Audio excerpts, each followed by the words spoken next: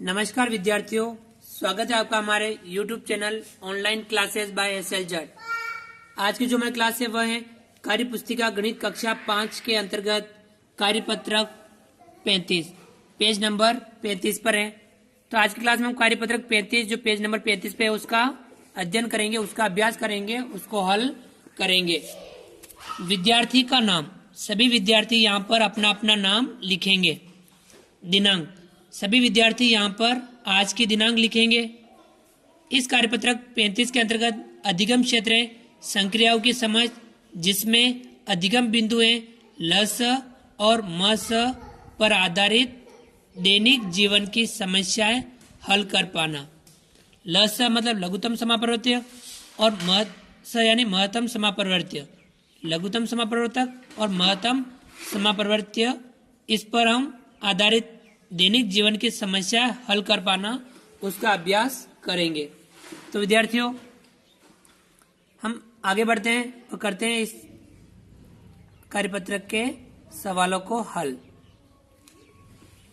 सवाल नंबर 1 हल कीजिए। यहाँ सवाल दे रखा है, हमें यहाँ हल करना है।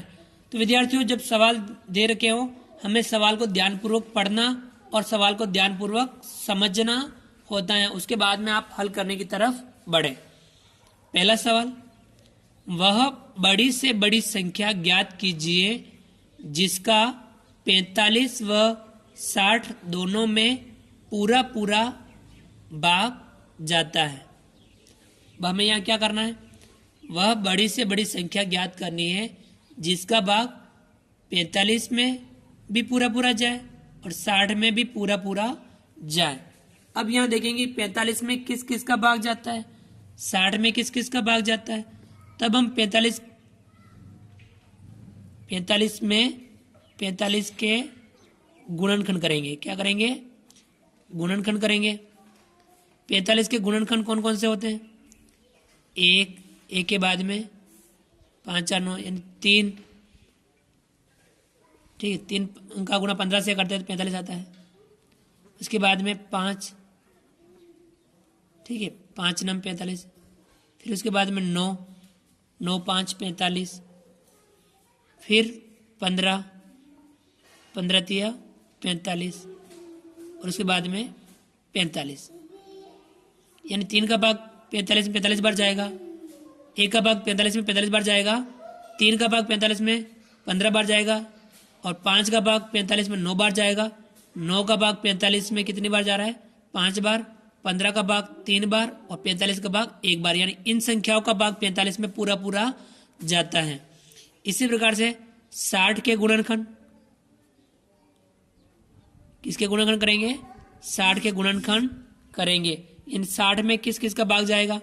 1 का भाग जाएगा, 2 का जाएगा, 3 का जाएगा, 4 का जाएगा, 5 का जाएगा, 6 का जाएगा। देखो, 1 का भाग 60 बार, 2 का भाग 30 बार, 3 का भाग 20 बार, 4 का भाग 15 बार और 5 का भाग कितनी बार?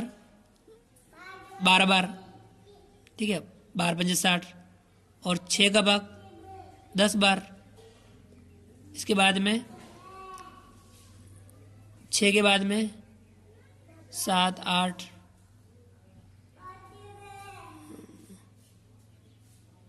उसके बाद में 10 का भाग जाएगा।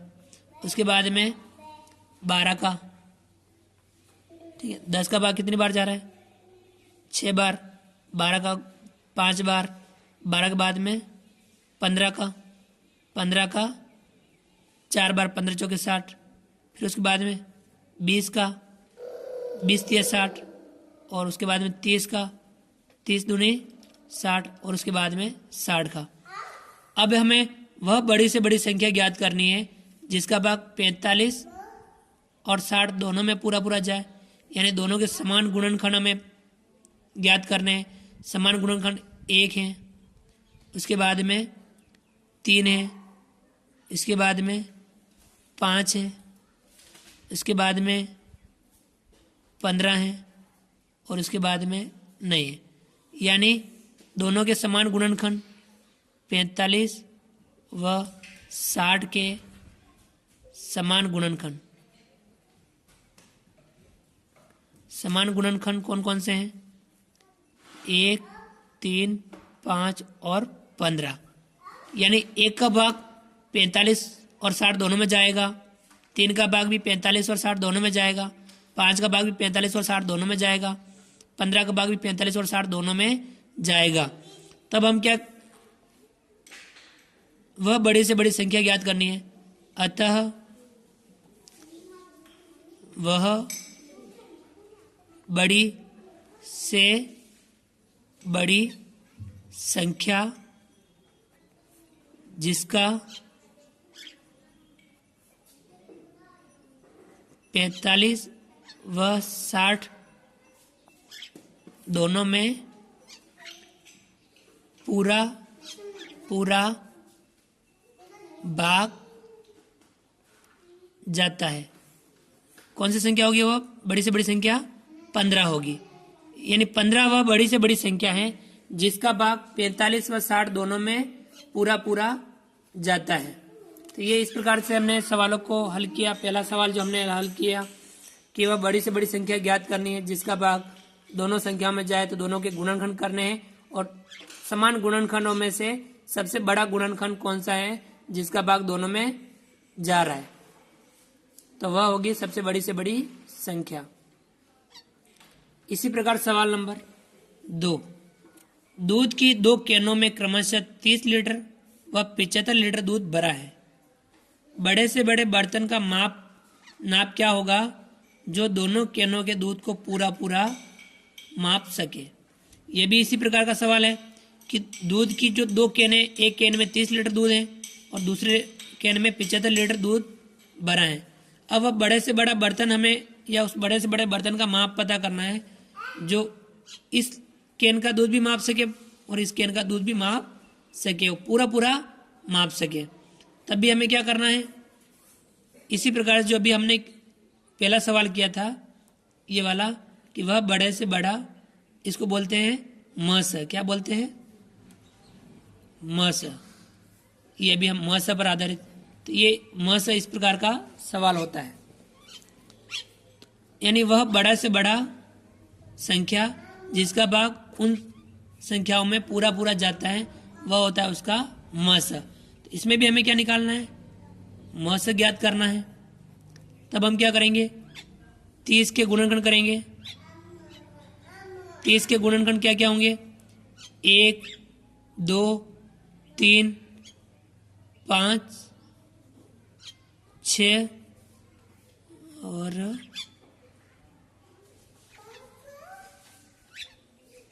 1 का गुणा हम 30 से करें 30 आता है। 2 का गुणा हम 15 से करें तब भी 30 आता है। 3 का गुणा किससे करें? 10 से तब भी 30 आता है। 5 का गुणा हम किससे करें? 6 से। 6 का गुणा 5 से। 10 का गुणा 30 से। 15 का गुणा 2 से और 30 का गुणा 1 से। यानी 30 के गुणनखंड हो गए 1, 2, 3, 5, 6, 10, 15, 30। इसी प्रकार से 75 के गुणनखंड करेंगे हम। हमें यह ध्यान रखना 1 होगा, 1 का 75 से करेंगे। उसके बाद में 7, 5, 12 यानी 3 का गुणा, ठीक है, 25 दिया 75, ठीक है। 75, 1 का गुणा 75 से किया, 3 का गुणा 25 से किया। इसके बाद में हम आगे बढ़ेंगे। 5 का गुणा किसे करेंगे? 15 से। 5 का गुणा 15 से, और उसके बाद 5 के बाद क्या होगा? 15,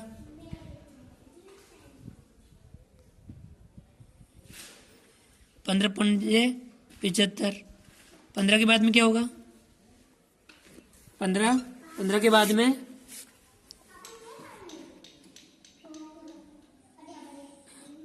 25 का गुणा 3 से, और 25 के बाद में 75। यानी 1 का गुणा 75 से, 3 का गुणा 25 से, 5 का गुणा 15 से, 15 गुणा 5 से, और उसके बाद में 25 का गुणा 3 से, 75 का गुणा 1 से। अब यहाँ देखेंगे समान म से ज्ञात करने के लिए हम क्या करना है? एक बार तो समान गुणनखंड हमें पता करना है कि समान गुणनखंड कौन कौन से हैं। 1, 1 के बाद में 3, 5, 5 के बाद में 15, 15 के बाद में नहीं है तो हम लिखेंगे 1, 3, 5 और 15। तो इसका म से क्या होगा? सबसे बड़ा कौन सा है? 15। इस प्रकार से बड़े बर्तन का माप क्या होगा? अतः बड़े से बड़े बर्तन का नाप कितना होगा? 15। दूध किसमें? लीटर में है, 15 लीटर। ये इसका आंसर होगा। बड़े से बड़े बर्तन का नाप क्या होगा? जो दोनों कैनों के दूध को पूरा पूरा माप सके तो वो कितना होगा? 15 लीटर। तो इस प्रकार से हमने किया सवाल नंबर 2। आगे बढ़ते हैं।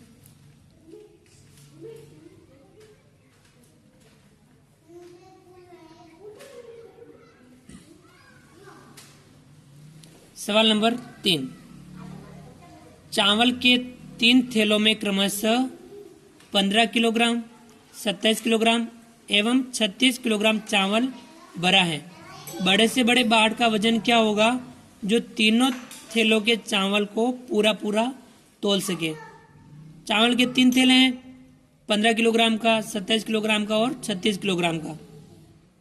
अब बड़े से बड़े बाड़ का वजन हमें पता करना है जो तीनों थैलों के चावल को पूरा पूरा तौल सके। तब हमें क्या करना है? इसका म से ज्ञात करना है। म से ज्ञात करने के लिए सबसे पहला काम क्या करना है? 15 के गुणनखंड करने हैं, फिर उसके बाद में 27 के और उसके बाद में 36 के। 15 गुणनखंड 1, 3, 5 और 15। इसी प्रकार 27 के गुणनखंड 1, 3, 9 और 27। इसी प्रकार से 36 के गुणनखंड 1, 2, 3, 4, 9, 4 के बाद 6, 6 के बाद में 9, फिर 12 और 18 और 36। ये इसके 15 के गुणनखंड हो गए, 27 के हो गए और 36 के गुणनखंड हो गए। अब हमें यहाँ क्या करना है? समान गुणनखंड लिखना है। समान गुणनखंड लिखने हैं। देखिए 1 तीनों में है, 1 लिखेंगे। उसके बाद देखेंगे 3 तीनों में है तो हम 3 लिखेंगे। उसके बाद में 5, 15 तीनों में नहीं है, तब हम क्या कर सकते हैं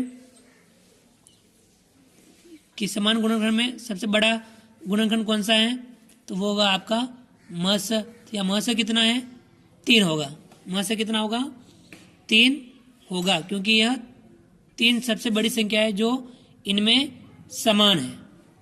तब हम क्या लिख सकते हैं? अतः बड़े से बड़े बाड़ का वजन होगा, अतः बड़े से बड़े बाड़ का वजन कितना होगा? 3 किलोग्राम। 3 किलोग्राम ये बड़े से बड़े बाड़ का वजन होगा जो तीनों थैलियों 15 किलोग्राम, 27 किलोग्राम और 36 किलोग्राम के चावल को पूरा पूरा माप सके, पूरा पूरा तौल सके। तो ये था सवाल नंबर 3। आगे बढ़ते हैं और अगला सवाल करते हैं।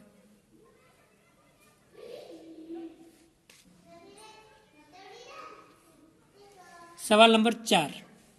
छोटे से छोटे डिब्बे की माप क्या होगी जिसमें भरे तेल को 2 लीटर, 3 लीटर एवं 5 लीटर माप वाले बर्तन से पूरा पूरा माप सके? अब छोटे से छोटे डिब्बे की माप क्या होगी जिसमें भरे तेल को, यानी उस डिब्बे में भरे तेल को 2 लीटर, 3 लीटर एवं 5 लीटर माप वाले बर्तन से पूरा पूरा माप सके? तब हमें क्या करना है? वो छोटा छोटा डिब्बे का माप ज्ञात करना है। तब हमें क्या ज्ञात करना है? ल स ज्ञात करना है। क्या ज्ञात करना है? ल स ज्ञात करना है। किसका? 2, 3 और 5 का। तो हम 2 के गुणज लिखेंगे। लस ज्ञात करने के लिए हमें गुणज लिखने होते हैं और मस ज्ञात करने के लिए हमें गुणनखंड लिखने होते हैं। 2 के गुणज लिखेंगे, 2 का पारा लिखेंगे, 2 एकम 2, 2 दूनी 4, 2 तिया 6, 2 चौके 8, 2 पंजे 10, 2 छंग 12, 2 सत्ते 14 और इस प्रकार से हम आगे और भी जरूरत पड़ेगी तो लिखेंगे। अब हम 3 के गुणन लिखेंगे, 3 के गुणज, 3 एकम 3, 3 दूनी 6, 3 तिया 9, 3 चौके 12, 3 पंजे 15, 3 छंग 18 और भी जरूरत पड़ेगी तो हम आगे लिखेंगे। इसी प्रकार हम 5 के गुणज लिखेंगे, 5 के गुणज, 5 एकम 5, 5 दूनी 10, 5 तिया 15, 5 चौक 20, 5 पंजे 25, 5 छंग 30, 5 सत्ता 35 और भी जरूरत पड़ेगी तो हम लिखेंगे। अब यहाँ देखेंगे कि अब सबसे पहले छोटे से छोटी संख्या कौन सी है जो तीनों में कॉमन मिल रही है या समान गुणज। समान गुणज कौन से हैं? यहाँ देखिए 2 तीनों में नहीं है, 4 तीनों में नहीं है, 6 तीनों में नहीं है, 8 भी तीनों में नहीं है, 10 भी तीनों में नहीं है, 12 तीनों में नहीं है, 14 तीनों में नहीं है। और उसके बाद हम और भी लिखेंगे, तब 14, 2 के गुणज हम और आगे बढ़ाएंगे, 2 सत्ते 14, 2 अट्ठे 16, 2 नम 18 और इसके बाद में 2 दाए 20। इस प्रकार से हम और भी लिखेंगे। चलिए देखेंगे 20 के बाद क्या आएगा, 22, 22 के बाद क्या आएगा, 24, 24 के बाद में 26, उसके बाद में 28 और उसके बाद में 30 हम और भी लिख सकते हैं। 3 के गुणज भी हम आगे बढ़ाएंगे, 18, 18 के बाद में कितना लिखेंगे, 3 छंग 18, 3 सत्ते 21, 3 अट्ठे 24, 3 नम 27, 3 दाए 30।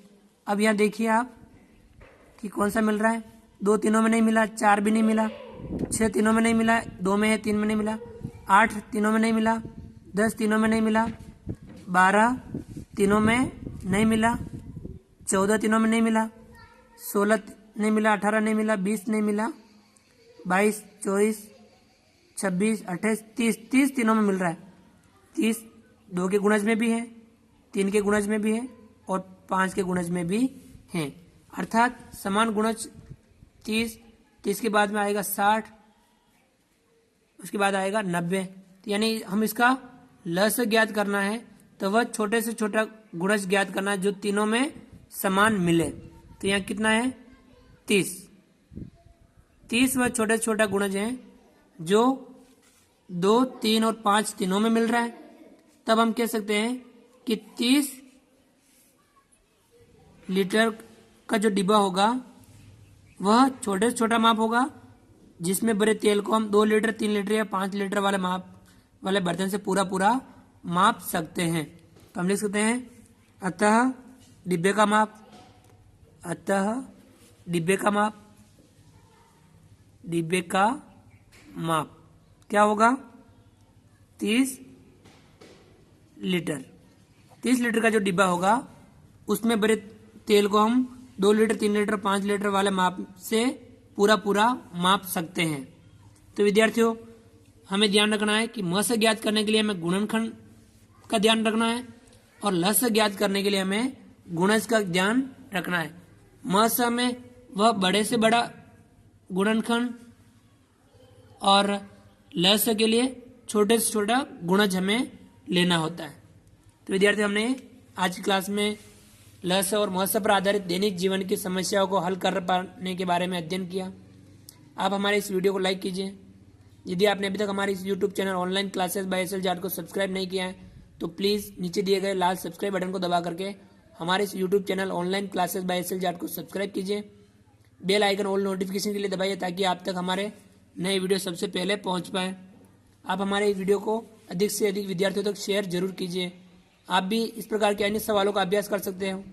मिलते हैं अगली क्लास में नए कार्यपत्रक, नए कंटेंट के साथ में। तब तक के लिए थैंक यू, धन्यवाद। जय हिंद, जय भारत।